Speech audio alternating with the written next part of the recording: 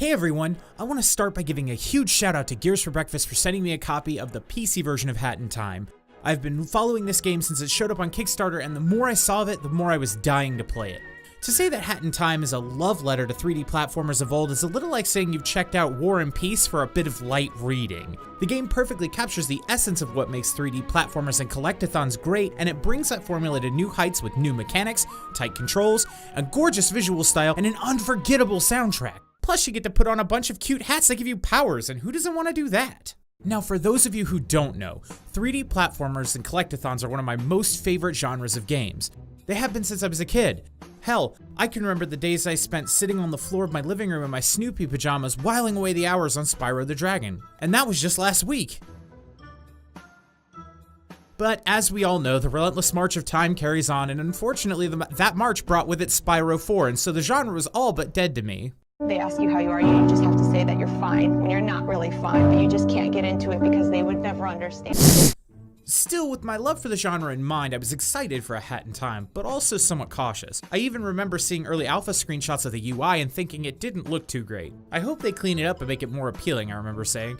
And then Gears for Breakfast responded with a resounding, "I got you, fam!" The interface and hell, the whole game is stunning. The cel-shaded look is clean as a whistle, and the bright colors and interesting locales are varied and they ooze personality. Levels range from a bright, beachside city controlled by the mafia of cooks to a dark, foreboding forest ruled over by a soul snatcher who forces people into servitude through the language of the devil himself, legally binding documents. There's also a bird world where two rival bird directors are trying to produce a hit movie so they can finally win a Bird Movie Award. They make you pick which side you want to work for, but you can do both, and if I'm not mistaken, you have to do both to actually get to the final boss of that world.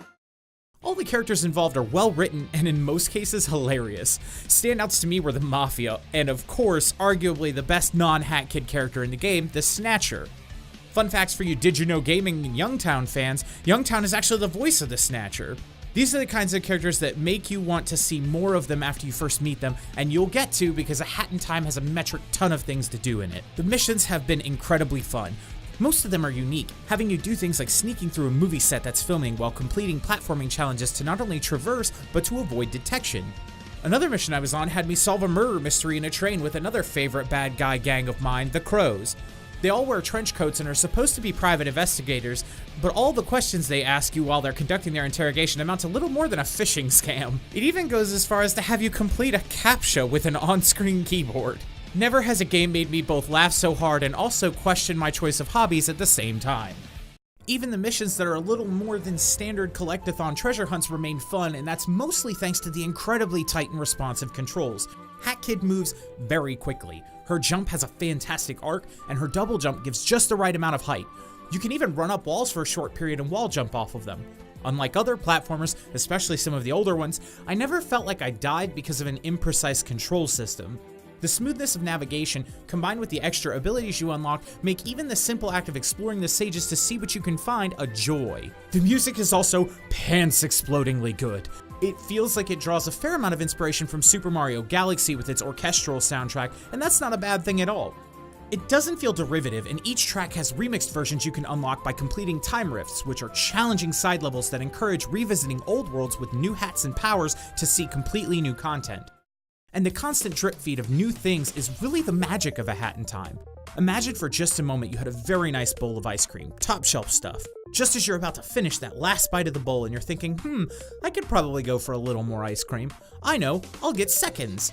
And all of a sudden there's another glorious scoop in your bowl. Also imagine that you could do this for more than 10 minutes at a time and not feel like a toilet person that belongs in the sewer. That's what A Hat in Time is. It's a game that's constantly giving you new characters to meet, levels to explore, and opening new paths for you by introducing new hats and badges which grant secondary abilities like riding rope lines or riding around on an adorable little scooter. The long and the short of it is that A Hat in Time is currently tied with Cuphead for my favorite game of 2017 so far. It's more than worth the price tag of $29.99, and why are you still here listening to me? Go buy it! Seriously, go buy 10 copies, put them on your bookshelf, grate them over a salad, delicately slide them between your butt cheeks. I don't care what you do with the copies you own, but you better play one of them so that more studios know that making a platformer that's cute and funny is still okay in 2017.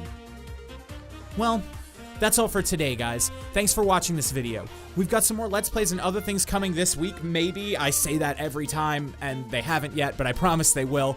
So make sure you subscribe and hit that bell so you don't miss them, and I'll see you next time.